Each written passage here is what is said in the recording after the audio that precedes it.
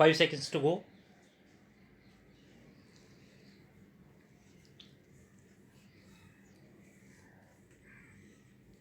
Start. It is obvious that one of the major problems we have to face is unemployment. It is a terrific human problem which we cannot ignore. Merely giving some kind of occupation to a large number of persons does not ultimately increase employment or lessen unemployment. We delude ourselves if we think so. An honorable member of this house remarked outside the house. I believe that a good method of giving employment to a large number of people would be by abolishing the railways. In that event, there will probably be some kind of hand carts. If many people will be pushing them, some no doubt will be sitting in them. That would be a completely wrong approach to this problem. Employment comes through newer and more effective means of wealth production. The whole experience of the past 200 years shows that it comes with the growth of technological methods. It is true that technological growth often leads to human misery, but precautions can be taken. Do not imagine that minus technological progress we are going to deal with the problem of unemployment. We cannot. Every country which boasts of full employment today is a country which is technologically advanced. Every country which is not technologically advanced has unemployment or underemployment. Therefore, if India is to advance, India must advance in science and technology, and India must use the latest techniques, always keeping in view, no doubt, that in doing so, the intervening period which always occurs must not cause unhappiness or misery. We have to provide for that even at the cost of progress, because that is no progress which brings suffering and misery in its train. Now, we have been planning more or less methodically for the last 7 years or so. As we have tried to plan, we have, if I may say so, with all respect, grown a little more expert in planning. We are getting more educated in this process. We have had the advantage of discussing these matters with many experts in India and elsewhere, realizing that the problems will have to be solved by us, not by the experts. But the experts throw light on different aspects of the problems and make us think, and they point out our mistakes.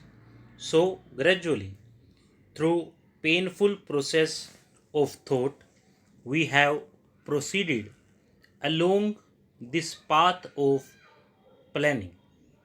We want to pursue it further.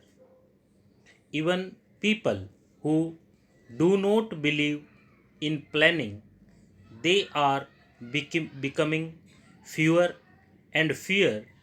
People who believe in what is called free enterprise are gradually realizing the limitations of free enterprise. In a country like India, situated as we are, there can be no free enterprise in the absolute sense.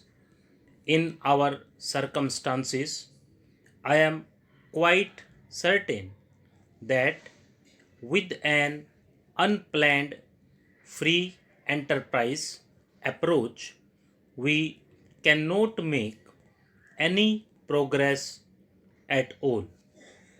If there is any progress, it will be lopsided.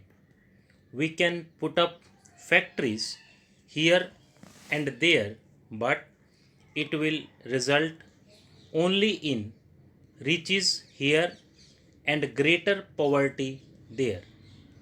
That is not what India aims at. Further, the total wealth production of the country will not be as great as through planned effort.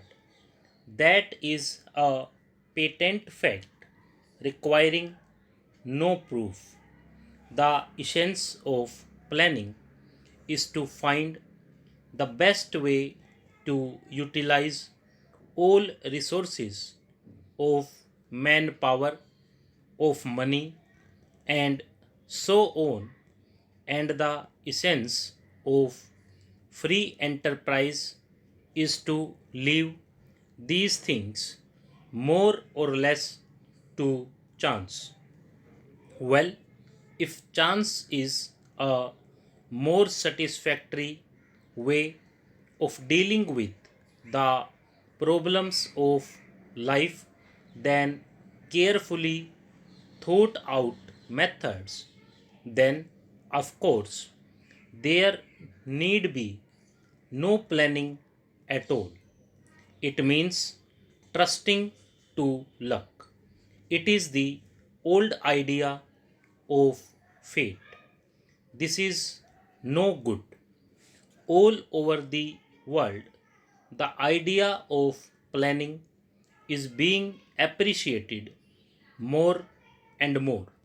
For an underdeveloped country, particularly, planning is essential. It may not be so necessary in developed countries. They can perhaps do without it, but there is no other way but planning for an underdeveloped country like ours. Again, India is part of a region, South Asia, or a good part of Asia, which is more or less undeveloped. As a matter of fact, even the progress and development of India necessitates the development of the countries around India. I do not mean to say that we cannot develop unless those countries also develop, or that we should interfere with them. My point is that it is in our interest that other countries also develop. To think that the development of other countries comes in our ways is true only in a colonial pattern of society where we want to buy cheap raw materials from a country under our influence and impose our goods in a protected market that does not apply to free countries. It is in our interest politically and economically that other countries in Asia and Africa should also develop. We cannot, unfortunately, help them much because our resources are limited, but tried our fast to help them in their development program. Stop.